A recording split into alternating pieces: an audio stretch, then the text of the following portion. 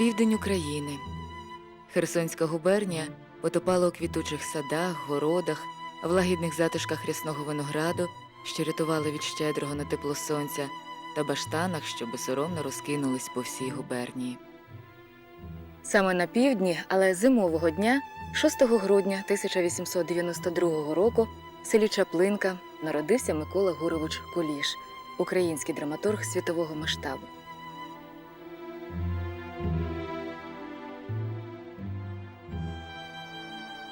Миколі з дитинства довелося служити у панських економіях. Його батько і мати майже все життя провели у наймах і від тяжкої праці та хвороб передчасно померли. Малого хлопця-сироту віддали у сирітський будинок у селі Чаплинка. Люблю голоту. Серцем її люблю. Напише згодом драматург. Але матеріальні нестатки, життя в сирітському будинку все ж не перешкодили впертому здібному хлопцеві закінчити сільську школу у 1906 році. У тому ж році місцева інтелігенція, побачивши неординарні здібності та його прагнення до навчання, зібрала кошти і послала хлопця вчитися у вищу школу Волешків, тепер Цюрюпинськ. Це красиве місце з плавнями та острівцями, що розкинулись по всьому Дніпру.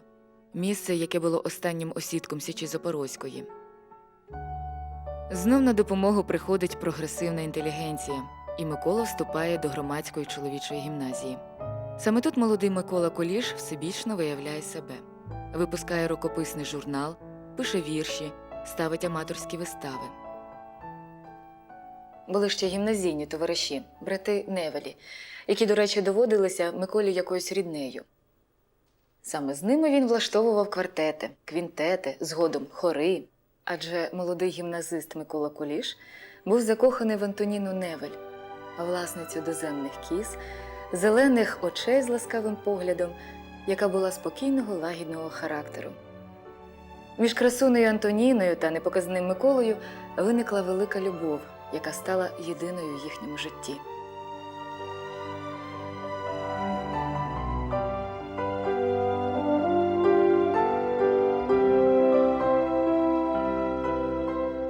Починалася Перша світова війна, і призваний на фронт Микола злякався, що більше ніколи не побачить свою дівчину.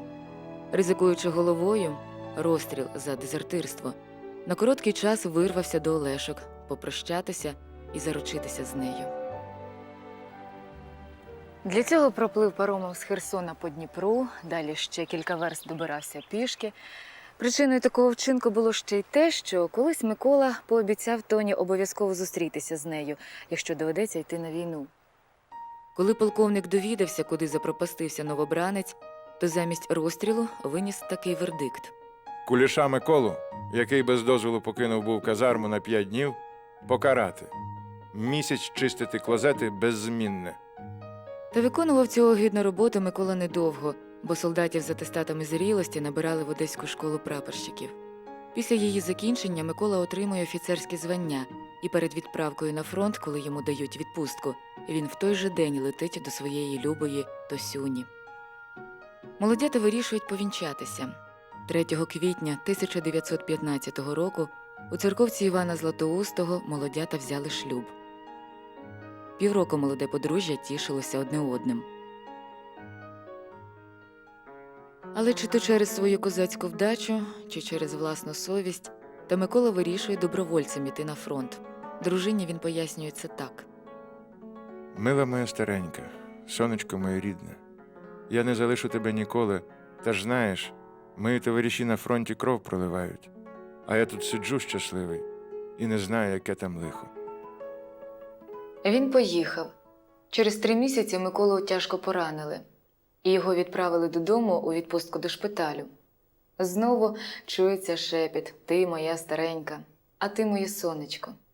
24 лютого 1917 року у подружжя народилася донька Ольга, а трохи пізніше син Володимир. Дім, війна, знову дім і знову війна. Щоразу він казав дружині: «Молися за мене, Тасюню, щоб я ще раз повернувся до тебе, Зозуле, і до діток наших». Він повернувся.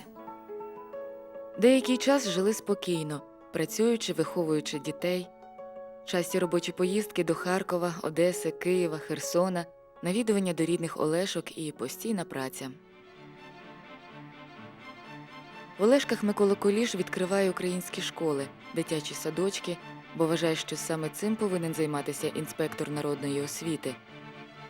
Жага творчості до драматурга приходить у непрості роки людської зневіри, збурення у суспільстві, коли він на власні очі стає свідком страшного голоду, який охопив усю степову Україну.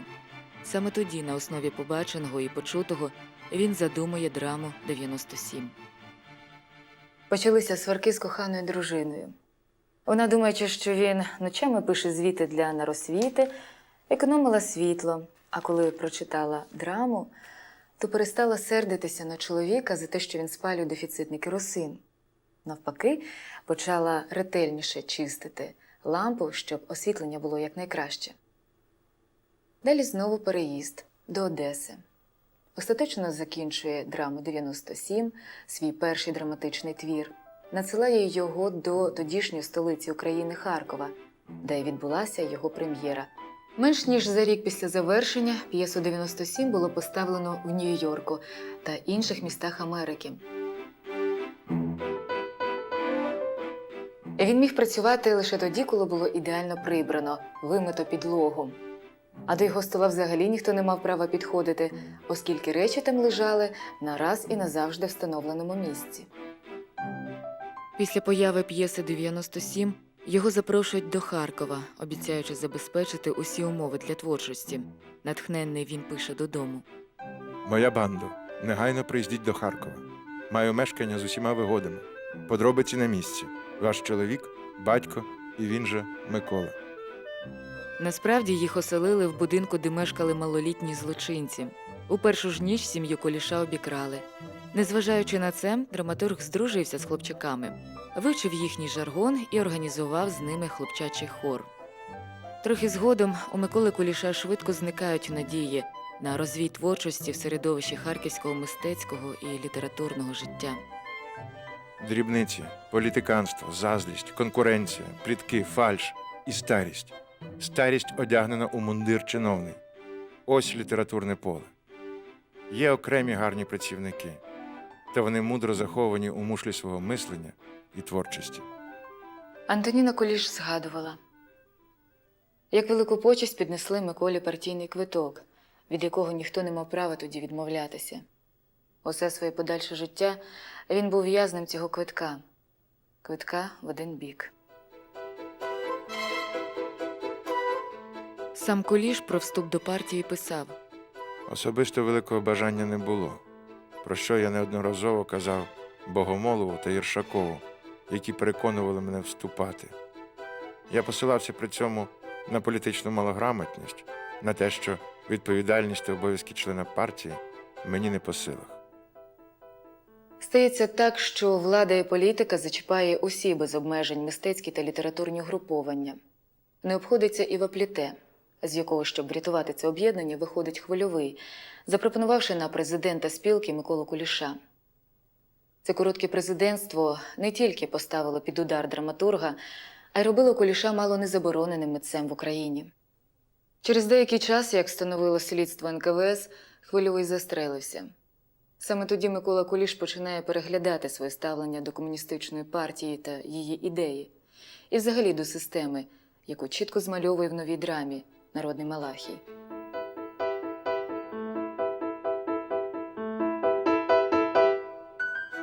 Три з 4 шедеврів Куліша, а саме «Народний Малахій», «Мина Мазайло», «Маклена Граса», дали змогу зійти на вершину режисерської творчості Лесю Курбасу. А комедію «Так загинув Гуска» на всі спроби авторів цензура так і не пропустила. Я приєднуюсь до основних думок в нашій театральній справі мистецького керівника Березоля. Зустріч з Курбасом та Березолем круто змінила не лише біографію, а й творчий метод драматурга. Відбулося те взаємопроникнення режисерських, акторських та драматургічних задумів, без єдності яких немає й не може бути істинного мистецтва. Це була єдина і цільна лабораторія української культури. Микола Куліш та Лесь Курбас відкрито заявляли, що справжній митець ні перед якою силою не поступиться своїм мистецьким суверенітетом. А Куліш ще й додавав: що не збирається обходити національну проблему і розв'язувати її у білих рукавичках. Після цього на сцену не потрапляє жодна п'єса українського автора. Куліш робить відчайдушну спробу прорватися до глядача в драмі «Прощай, село», але і цю п'єсу не дозволяють. Пізніше він пише патетичну сонату, але і її забороняють в Україні. Цю п'єсу з великим успіхом режисер Таїров ставить у Москві. Німецький письменник Вольф, який бачив виставу на власні очі, переклав цю драму німецькою, а у передмові до п'єси написав: «Форма патетичної сонати, цієї найбільшої європейської української драматургічної поезії, у світовій літературі може бути порівняна тільки з драматичними поемами «Фауст» і «Пер Гюнт». 4 березня 1932 року в газеті «Правда» була надрукована погромницька стаття на патетичну сонату Куліша. Під матеріалом підпис «Українець». Це був псевдонім Лазаря Кагановича. Восени 1933 року Кулішу та Курбасу ще вдалося поставити у Березолі Маклену Грасу. Це була остання п'єса, яку побачила публіка. Правляча верхівка комуністичної партії одразу збагнула підтекст драми. П'єсу заборонили, Березіль ліквідували. Після Маклени Граси Куліш ще напише «Закут», «Діалоги», «Вічний бунт», такі. Але ці твори не друкувалися, не інсценізувалися і були назавжди втрачені, знищені в секретних архівах НКВС. Голод і злидарство. Ув'язнення найближчих друзів майже доводять Миколу Куліша до божевілля. На що знесилений митець казав жінці, заспокоюючи її: Я не зроблю того, що зробив Хвильовий. Я знайду у собі сили і буду боротися, кричати, писати і бити у дзвони на сполох до кінця. Кінець 33-го. За невідомих обставин йде з життя давній друг Жан, Іван Дніпровський. Їдучи на поховання Дніпровського, він вже відчував щось недобре, попросивши чистої білизни, теплих чобіт і куртку. Додавши: «Ну, старенька, так мені з тобою доведеться попрощатися, бо, може, і замовк». Отак він пішов і більше не повернувся, мій Микола, до хати.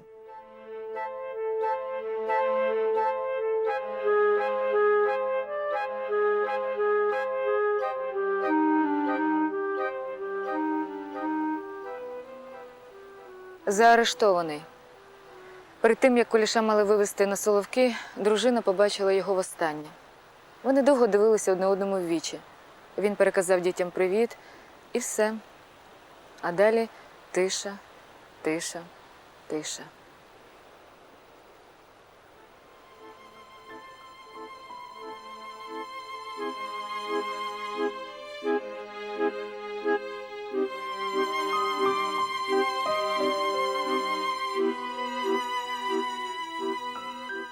Миколу Гуровича Куліша засудили до 10 років спецтаборів на Соловках. Окремий спецізолятор. На запити дружини відповідали: «Не знаємо, невідомо, заборонено». Відомо, що особлива трійка УНКВС Ленінградської області постановила частиною 83 від 9 жовтня 1937 року засудити драматурга до розстрілу.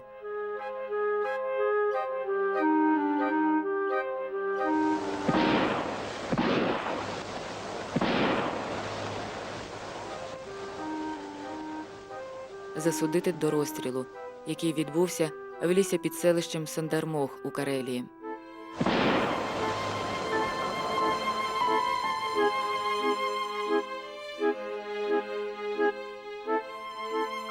Так загинув великий драматург, далеко від своєї сім'ї та України.